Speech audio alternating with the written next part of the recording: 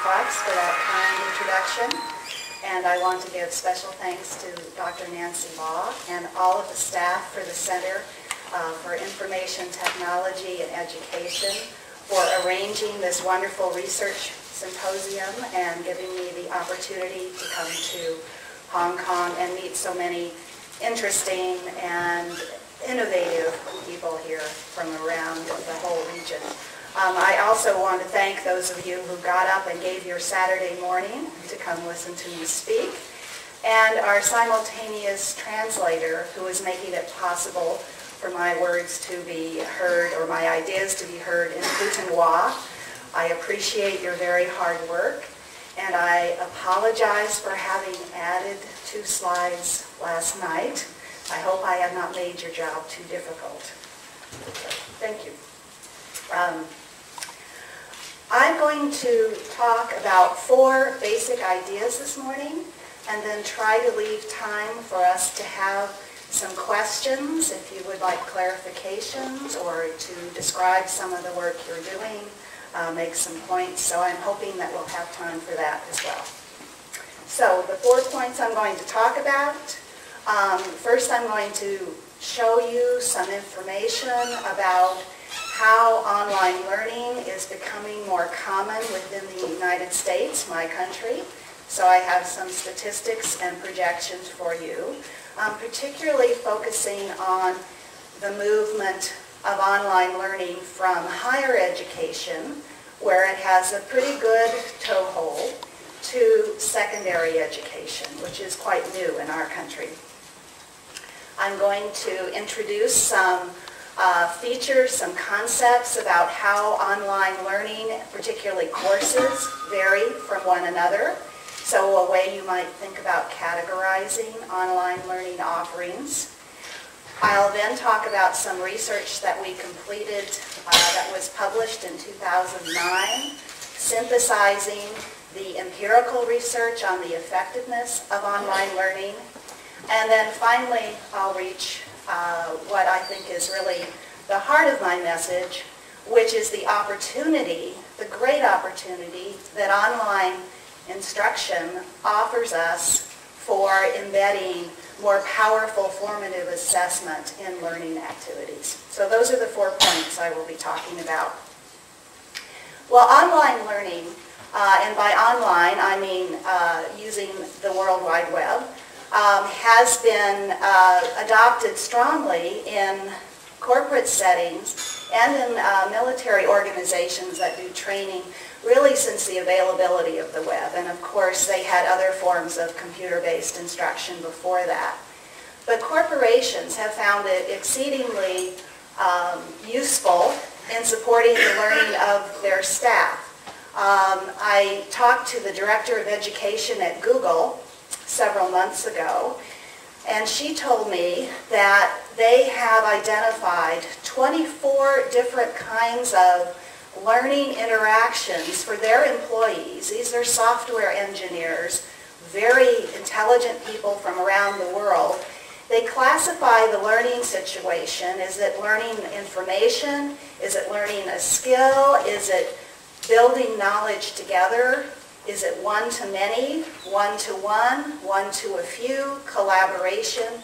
They have 24 categories, and for each category they have web-based tools to support that kind of learning. So it's very much integrated in that organization. And oh, I seem to be moving along here. Excuse my slides. It's very much integrated into that organization, and that is typical of many corporations worldwide. I'm sure that's true in your countries as well. It's also very common in higher education, and if we look at the statistics for United States college students, for the last year they're available, 4 million students took a college course online in 2008. This is something that is common throughout the world. I heard some excellent presentations yesterday about online course offerings here in Hong Kong. Certainly the Open University in the United Kingdom was a pioneer in offering instruction over the web. But another important pioneer was the Massachusetts Institute of Technology, MIT, which in 2002 started the OpenCourseWare initiative with the idea that the intellectual resources of their faculty, of their courses, should be available to people around the world for free or close to free. And they had the target of making all of their courses available online. Now, admittedly, in some cases, this certainly started out in a rather impoverished form, the course syllabus and some of the course readings or video version of the lectures. But this was an important movement, and they've enlisted other universities. There are actually 250 universities worldwide in this OpenCourseWare initiative for higher education, what you call tertiary education. And they have 6,200 courses as of 2008 that are available through OCW.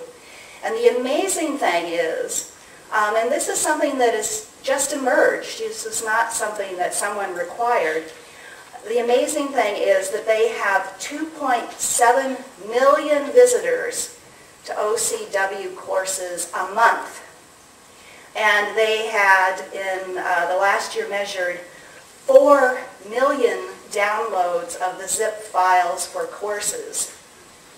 And what's even more impressive is half of the people downloading those courses were doing it on their own initiative. They were self-directed learners who wanted to learn the content in these courses. So online learning has arrived in higher education.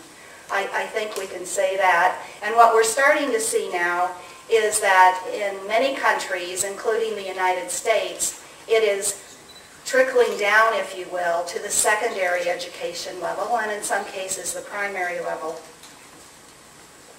So here's some data from the United States on enrollments of secondary students in online courses. And I must apologize, the data we have available is not very precise.